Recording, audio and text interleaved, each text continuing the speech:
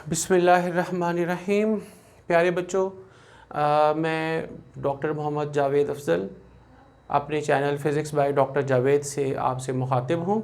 और आज जो मैं वीडियो लेकर आया हूँ इसका ताल्लुक़ आपकी पंजाब पब्लिक सर्विस कमीशन की तैयारी से है।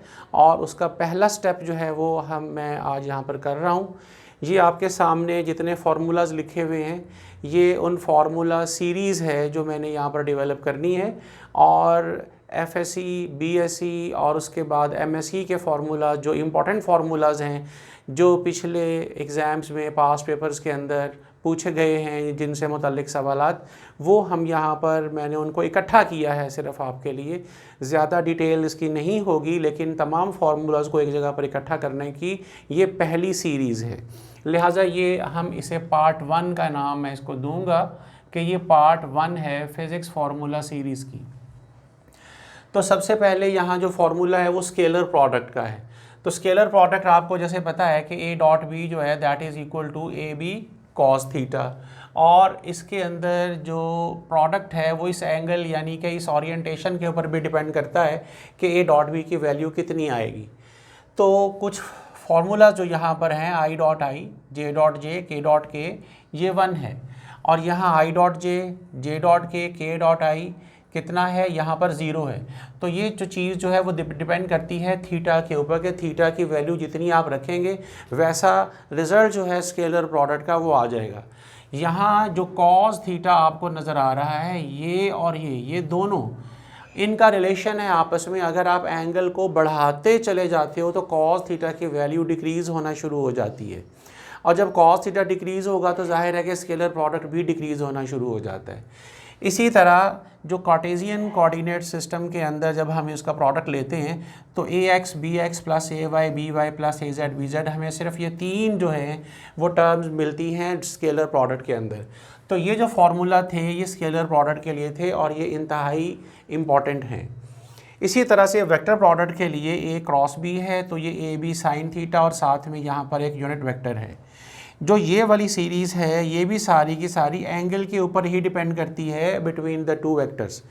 अब ये आई क्रॉस आई है, जे क्रॉस जे, के क्रॉस के, ये यहाँ मिनिमम है और यहाँ पर यही चीज़ मैक्सिमम है स्केलर प्रोडक्ट में। तो वेक्टर प्रोडक्ट के अंदर ज़्यादा इम्पॉर्टेंट जो है वो इस डायग्राम की है। इस डायग्राम से हम 6 रिज़ल्ट जो है ना वो हासिल करते हैं। सबसे पहले अगर आप देखें, अगर मैं आई का प्रोडक्ट जे के साथ लूँ तो आंसर के आता है लाइक दिस। जे का प्रोडक्ट के साथ लिया जाए तो आंसर आई आएगा। के का प्रोडक्ट आई के साथ लिया जाए तो आंसर जे आएगा। ये तब होगा जब हम एंटी क्लॉकवाइज चलेंगे और जब हम इसे क्लॉकवाइज घुमाएंगे तो यही सारे आंसर जो हैं ये नेगेटिव हो जाएंगे। इसी तरह कार्टेशियन कोऑर्डिनेट कंपोनेंट्स के अंदर जब हम इसको लिखेंगे तो ये आई यूनिट वेक्टर के साथ, ये फैक्टर जे के साथ और ये वाला फैक्टर के यूनिट वेक्टर के साथ आएगा। यहाँ ये बात याद रहे कि जब यहाँ पर वेक्टर आई है तो अंदर कोई एक्स कंपोनेंट नहीं होगा, अंदर सिर्फ वाई और जेड कंपोनेंट ही होंगे। अगर यहाँ जे यूनिट वेक्टर है तो अंदर कोई वाई कंपोनेंट नहीं होना चाहिए, सिर्फ एक्स और जेड कंपोनेंट ही होंगे। इसी तरह अगर बाहर के यूनिट वेक्टर मौजूद है तो अंदर कोई जेड कंपोनेंट नहीं होगा, अंदर सिर्फ एक्स और वाई कंपोनेंट ही होने चाहिए। नंबर 3 के ऊपर जो फार्मूला है मेरे पास वो टॉर्क का है और इसके अंदर ये क्रॉस है और क्रॉस का मतलब होता है rotation. Cross means rotation. So torque is equal to R cross F में आर जो चीज़ है यहाँ पर, ये अगर वेक्टर सिंबल अगर इसके ऊपर दिया जाए तो फिर ये होता है पोजीशन वेक्टर। लेकिन अगर हम इसे अगर इस तरह लिखेंगे, खाली आर एफ लिखा जाए, तो अब आर को हम यहाँ मोमेंट आर्म लेते हैं। और ये बात याद रहे कि मोमेंट आर्म स्केलर होता है, वेक्टर नहीं होता।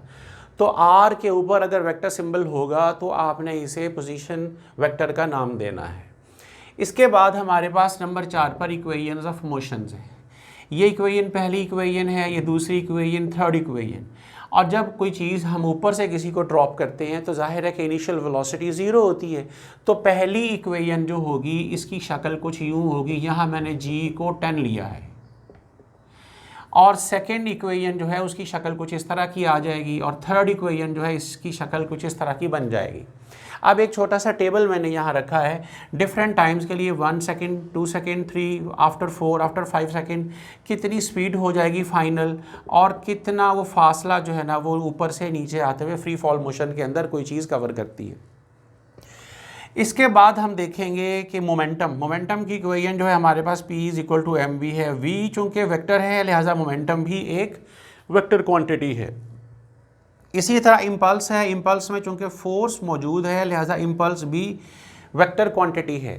और मोमेंटम एक सिंगल बॉडी पोजेस कर सकती है, लेकिन इम्पल्स जो है वो सिंगल बॉडी पोजेस नहीं करता, because it contains impulsive force. और फोर्स एक ऐसी चीज़ होती है जिसके लिए दो बॉडीज़ मस्ट होती हैं, और दो बॉडीज़ है यानी एक बॉडी एक्ट करेगी दूसरा रिएक्ट करेगी तो मिलकर फोर्स लगती है। लिहाजा इम्पल्स भी दो बॉडीज़ के दरमियान में हो सकता है। Single body can not possess impulse. 8वें नंबर पर मैंने यहाँ law of conservation of momentum बनाया है। ये जो हमारे पास इक्वेशन है m1v1, इसका पार्ट जो है m1v1 ये है momentum of the first body before collision. जो यहाँ पर आपके पास आपको नज़र आ रहा है this part belongs to the momentum of the second body before collision, और ये momentum of the first body after collision होगा, ये भी momentum of the second body after the collision होगा। और एडिशन साइंस बता रहे हैं कि अगर हम इन्हें ऐड करेंगे तो हमें ये चीज़ इक्वल जो है ना वो आएगी। This is belongs to the law of conservation of momentum. सारी डिटेल इसके लिए मैं यहाँ नहीं दे रहा, वो हम अपनी जूम क्लास के अंदर जो 1 सितंबर से शुरू हो रही है उसके अंदर हम इसको डिस्कस करेंगे। इसके बाद नेक्स्ट जो हमारे पास है वो एवरेज वेलोसिटी का, नंबर 9 के ऊपर। एवरेज वेलोसिटी के फॉर्मूले यहाँ मैंने 2 दिए हैं, लेकिन ज़्यादा होते हैं, याद रखें। अगर डिस्टेंसेस बराबर हो, टाइम बराबर ना हो तो हम फार्मूला ये वाला यूज़ करते हैं, और अगर टाइम बराबर हो तो फिर, और डिस्टेंस बराबर ना हो तो फिर फार्मूला ये वाला यूज़ किया जाता है। इसके बाद जो हमारे पास है फार्मूला वो distance travelled in nth second का है। तो इस फार्मूले की डिटेल सारी की सारी हम अपनी जूम क्लास के अंदर हमने वहाँ पर करनी है। 11वें नंबर पर और 12वें नंबर पर स्टैटिक और काइनेटिक फ्रिक्शन के फार्मूले हैं। ये जो है this is called the coefficient of the friction, static friction, this is the coefficient of the kinetic friction. और लास्ट पे 13 के ऊपर यहाँ पर F is equal to -m/t over into v है, और ये force due to water flow का फॉर्मूला है।